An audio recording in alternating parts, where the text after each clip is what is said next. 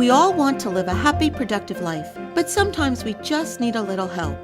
Our Coach on Call experts provide strategies to help you live your best life now. Joining me today is Harriet Cabelli, a social worker and positive psychology coach who helps people grow through their challenges and rebuild their lives with renewed meaning and joy. Harriet is here today to discuss Japanese concepts that can enhance our lives. Welcome, Harriet. Thanks for joining us. Hi, Joan. It's great to be here. So, Harriet, Japanese people have been known for the longevity and healthy lifespan.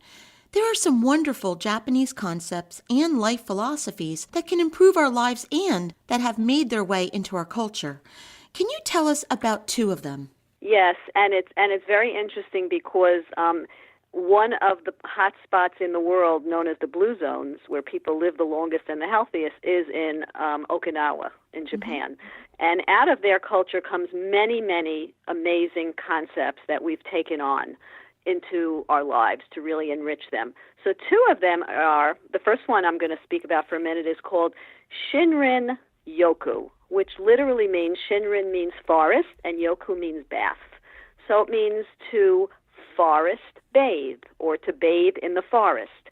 And it's become like a restorative or a rejuvenating therapy for people with illness, for people, well, for all of us nowadays going through tremendous anxiety and stress. It's a stress reducer.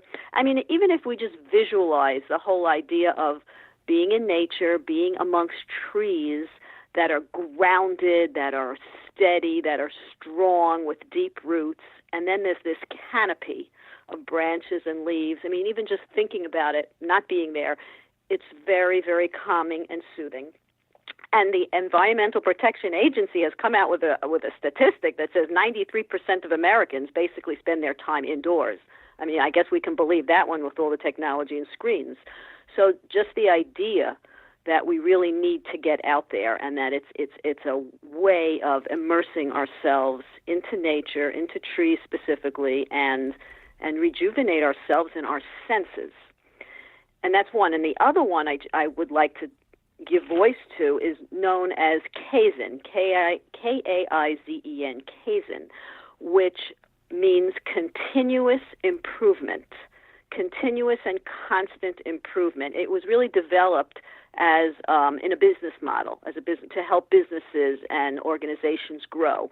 And it's come down, again, to our personal lives in terms of how we can take very small steps in our lives towards our goals and what we want to do to improve ourselves. So those are the two general concepts that I just want to mention that we really can incorporate. So, Harriet, how can we bring these concepts into our lives? Yes, so specifically with the forest bathing, the Shinrin-yoku, that's just really a matter of prioritizing. That's getting out there, but it's prioritizing our time and saying what also matters is taking time off from what we're doing, a lot of technology, a lot of indoor stuff, and getting ourselves out there. And out there walking without the devices, without being hooked in, just getting out into nature, onto a trail, into a park, and walking amongst the trees, amongst nature. Again, being unplugged and being able to be open to receive the enrichment towards our senses, to see, to hear, to smell, to touch. I mean, we've all heard of the idea of hugging a tree. There's something to be said for that. Just embracing and enveloping ourselves in something that's bigger than us, that can really take us in under a bigger perspective, and that's called the natural world. So that would be how we could bring that into our lives. Really, we have to choose to say, I'm getting out there. I'm literally putting myself out into nature. And in terms of Kaizen, taking those small steps, I mean, think of anything. A lot of times New Year's, we'll say, okay, I'm going to lose weight. I'm going to start eating healthy. But what does that mean? After a month, it's like we fell off the wagon because we don't even know what to do. What are those small, tiny, tiny baby steps, the smallest step that can move us toward our goal, that we could say we're 1% better?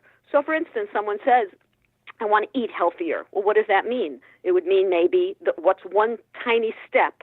Instead of putting, let's say, for example, instead of putting sugar into your oatmeal, maybe you want to put cinnamon instead, which is known to lower blood pressure. Maybe you want to put fruit in to sweeten it up.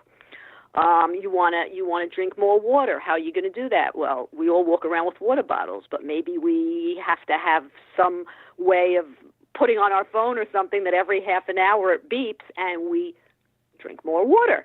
So really small steps that we could build on and say, oh, I did this today. That means I could do it again tomorrow. So that's Kaizen steps, or tiny steps towards reaching a goal. And success builds on success. So when we feel good about doing one baby step, we say, I could do this.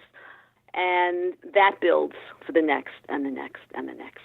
Harriet, thank you so much for being here with us. If you would like to learn more about Harriet and her work, you can visit rebuildlifenow.com. We'll be right back.